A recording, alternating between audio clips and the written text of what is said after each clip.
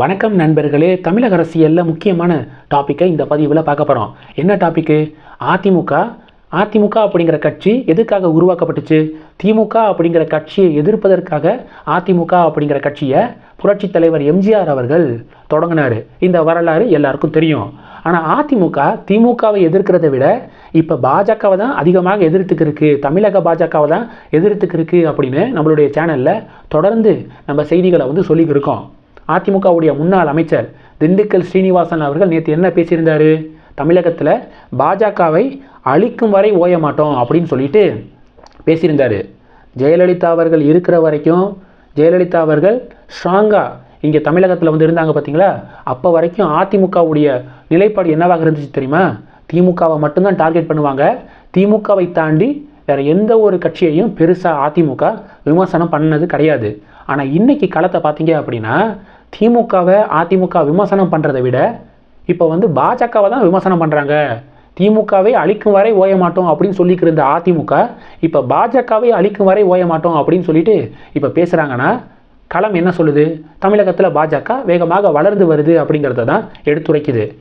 திராவிட கட்சிகள் இவ்வளவு நாட்களாக என்ன சொல்லிக்கிட்டு இருந்தாங்கன்னா தமிழகத்தில் தாமரை அப்படிங்கிறதே இல்லை, பாஜகவே இல்லை அப்படின்னு சொல்லிக்கிட்டு இருந்தவங்க தமிழகத்தில் பாஜகவை அழிக்கும் வரை ஓய மாட்டோம் அப்படின்னு இப்போ பேச ஆரம்பிச்சிருக்காங்க. அப்போ இதன் மூலமாக தமிழகத்தில் பாஜக பெருசாக வளர்ந்துருக்கு அப்படிங்கிறத மறைமுகமாக ஒத்துக்கிறாங்க அப்படின்னு பாஜகவினர் பதிவுகளை போட்டுக்கிருக்காங்க. சிட்டிசன்ஷிப் அமெண்ட்மெண்ட் ஆக்ட் இருக்குது பார்த்தீங்களா? இந்த சட்டத்துக்கு ஆதரவாக இந்த மசோதாவுக்கு ராஜ்யசபாவில் அதிமுகவுடைய எம்பிக்கள் 11 எம்பிக்கள் ஆதரவு தெரிவித்தாங்க. பிறகுதான் இந்த சிட்டிசன்ஷிப் அமெண்ட்மெண்ட் பில் அப்படிங்கிறது சிட்டிசன்ஷிப் அமெண்ட்மெண்ட் ஆக்டாக மாறினுச்சு.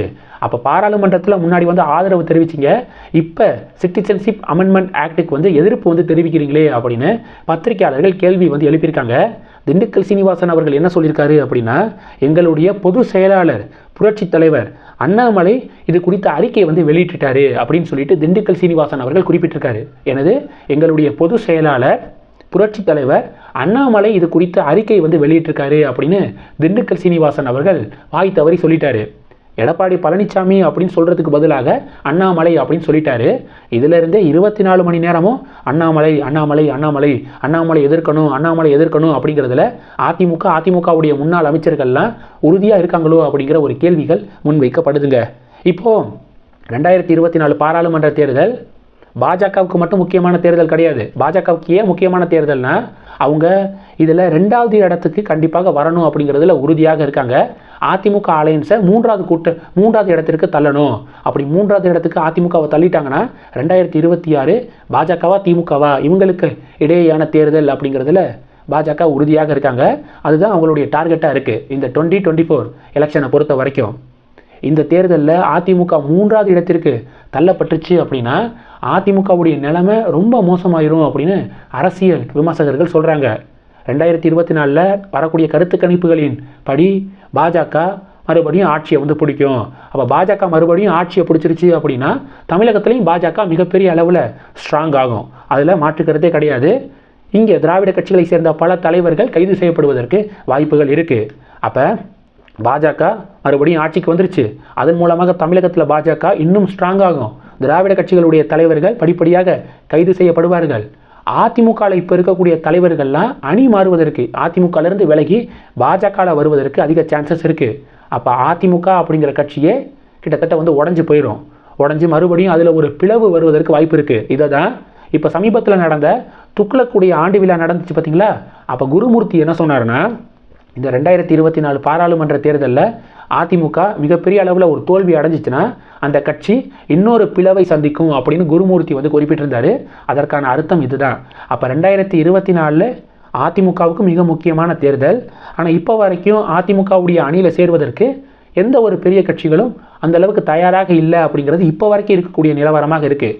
நாளைக்கு என்ன அரசியலில் லாஸ்ட் மினிட் வரைக்கும் என்ன வேணாலும் நடக்கலாம். ஆனால் இப்போ வரைக்கும் இந்த ரிசல்ட்டை தான் பார்க்க முடியுது. பாமக, தேமுதிக இவங்கெல்லாம் யோசிச்சுக்கிட்டே இருக்காங்க. காங்கிரஸுக்கு டைரெக்டாக அதிமுக அழைப்பு கொடுத்தும் காங்கிரஸ் திறந்திருக்கக்கூடிய வீடுகளில் நுழையக்கூடிய கட்சி காங்கிரஸ் கிடையாது அப்படின்னு ஒரு பதிலடி கொடுத்தாங்க அதிமுகவுக்கு. ஸோ அந்த அளவுக்கு இப்போ இருக்கக்கூடிய சூழலில் அதிமுக பலவீனமாக இருக்குது. என்ன நடக்க போகுது, லாஸ்ட் மினிட்ல ஏதாவது சேஞ்ச் நடக்குமா, இல்லை இது இப்படியே கண்டினியூ ஆகுமா அப்படிங்கிறது எல்லாத்தையும் வெயிட் பண்ணி பார்க்கலாம். அண்ணாமலை எப்படி இவ்வளவு நாட்களாக திமுக அதிமுக அப்படிங்கிற அந்த களம் இருந்துச்சுல, இதை எப்படி வந்து மாற்றினாரு அப்படின்னா, சாதாரணமாக ஒரு ராத்திரி ஒரு நாளில் வந்து மாற்றலை. கடந்த 2023 மட்டும் நீங்கள் எடுத்துக்கிட்டிங்கன்னா 2023 91 நேர்காணல் கொடுத்துருக்காரு. தனிப்பட்ட யூடியூப் சேனலாக இருக்கட்டும், இல்லை பெரிய ஒரு மீடியா இருக்கட்டும், அந்த மீடியாக்கெல்லாம் நேர்காணல் 91 நேர்காணல் கொடுத்துருக்காரு. 226 மேடை பேச்சுகள் வந்து பேசியிருக்காரு. இந்த 226ல் கட்சி சம்பந்தப்பட்ட பொதுக்கூட்டங்கள் எல்லாத்தையும் சேர்த்து 226 மேடை பேச்சுகள், 158 ப்ரெஸ் மீட் வந்து கொடுத்துருக்காரு. டோட்டலாக மீடியாவுக்கு மட்டும் 475 நிகழ்வுகளை வந்து பார்க்க முடியுது ஒரு வருஷத்தில். ஒரு வருஷமே 365 நாள் தான். அதில் 475 நிகழ்வுகளில் கலந்துருக்காரு அப்படிங்கிறத நம்ம பார்க்க முடியுது. நார்மலாக ஜஸ்ட் ஒரு இன்டர்வியூ கொடுக்கறது, ஜஸ்ட்டு ஒரு மேடை பேச்சு, அது மட்டும் கிடையாது. ஒரு மேடை பேச்சு கொடுக்குறாரு அப்படின்னா அதுக்கு முன்பாக அந்த ரீஜியனில் அவர் வந்து ஒரு பாத யாத்திரை வந்து போயிருக்கலாம், இல்லை அந்த ரீஜியனில் ஏதாவது ஒரு விஷயத்தை தொடங்கி வச்சுருக்கலாம். ஸோ இப்படி கட்சியை வந்து கிராஸ் ரூட் வரைக்கும், அடிமட்டம் வரைக்கும் கட்சியை வந்து வளர்த்துக்கிருக்காரு அப்படிங்கிறத கள நிலவரமாக பார்க்குறோம். இதனால தான் முன்னாடியெல்லாம் பாஜக அப்படிங்கிற கட்சி எங்கே இருக்குது அப்படிங்கிற ஒரு கேள்வி இருந்துச்சு. ஆனால் இன்றைக்கி தமிழகத்தில் பிஜேபி அப்படிங்கிற ஒரு கட்சி இருக்குது. அந்த கட்சியுடைய சின்னம் தாமரை அப்படிங்கிறத தமிழகத்தில் இருக்கக்கூடிய எல்லா கிராமங்கள் தோறும் கொண்டு போய் ரீச் பண்ண வச்சுருக்காரு அண்ணாமலை. இதுதான் அண்ணாமலையுடைய பெரிய சாதனையாக பார்க்குறேன். இதனால தான் இப்போவே 2-3 வருஷத்துல இந்த அளவுக்கு ஒரு சேஞ்சை வந்து கொண்டு வந்துட்டார். அடுத்து ஒரு 4 வருஷம் 5 வருஷத்தில் எப்படி வந்து தமிழக களத்தை மாற்றுவார் அப்படிங்கிற பீதியில் தான் திராவிட கட்சிகள் அண்ணாமலையை டோட்டலாக வெறுத்துக்கிருக்காங்க அப்படின்னு சொல்லிட்டு இந்த வீடியோவை முடிக்கிறேன். இந்த டாபிக் குறித்து உங்களுடைய பார்வைகளை மறக்காமல் கமெண்ட் பண்ணுங்கள். இந்த வீடியோ பிடிச்சிருந்துச்சுன்னா லைக் பண்ணுங்கள், ஷேர் பண்ணுங்கள், மறக்காமல் நம்ம சேனலை சப்ஸ்கிரைப் பண்ணுங்கள்.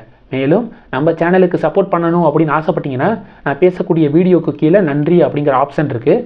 அதை கிளிக் பண்ணி உங்களால் முடிந்த தொகையை சேனல் வளர்ச்சிக்காக கொடுத்து உதவி செய்யலாம். இல்லை ஜாயின் பட்டனை கிளிக் பண்ணி நம்ம சேனலுக்கு மெம்பராக வந்து ஆகலாம். நன்றி. ஜெய் ஹிந்த்.